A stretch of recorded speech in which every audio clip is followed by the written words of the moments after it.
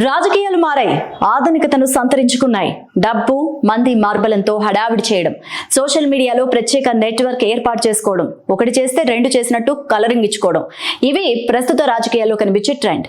వీటిని కాదని మోస ధోరణిలో రాజకీయాలు చేస్తే వర్కౌట్ అవ్వడం కష్టమే. ఇక కొత్తగా ఏర్పాటైన పార్టీలు వీటిని పక్కాగా ఫాలో అయిపోతున్నాయి. ఆ లీడర్లు కొత్త పందాలో రాజకీయాలు చేస్తున్నారు. తమిళనాట పార్టీ ఏర్పాటు చేసిన టీవీకే పార్టీ అధ్యక్షులు స్టార్ హీరో విజయ్ ఇంకా మోస ధోరణిలో రాజకీయాలు చేస్తున్నట్టు కనిపిస్తున్నారు. అంబేద్కర్ జయంతి సందర్భంగా చెన్నై పాలవాక్కంలో నివాళులర్పించారు ఆయన. అయితే ఆయన ఎలాంటి ఆడంబరాలు లేకుండానే అక్కడికి వచ్చి తనతో పాటు తెచ్చుకున్న పూలమాల అంబేద్కర్ విగ్రహానికి వేసి వెళ్లిపోయారు. ఇది చూసి వారెవా ఏం సింప్లిసిటీ అంటూ అభిమానులు సోషల్ మీడియాలో కామెంట్స్ చేయడం మొదలు పెట్టారు. ఓ స్టార్ హీరో ఇంత సింపుల్ గా వ్యవహరించడం చూసి కొంతమంది ఆశ్చర్యపోతున్నారు కూడా. అయితే ఇక్కడే భిన్నాభిప్రాయాలు వ్యక్తమవుతున్నాయి. విజయ్ పార్టీ ఏర్పాటు చేసి ఏడాది కూడా కాలేదు. ఆయన పార్టీ సిద్ధాంతాలు కానీ విధానాలు కానీ ఇంకా జన బాహుళ్యంలోకి వెళ్లలేదు.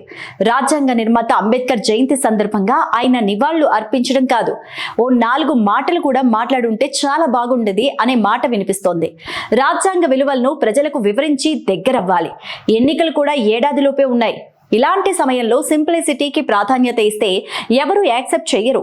నలుగురు చప్పట్లు కొట్టొచ్చు కానీ ఇవే ఓట్లు తెచ్చి పెట్టలేవు. పైగా అసమర్థత అనుకునే ప్రమాదం కూడా ఉంటుంది.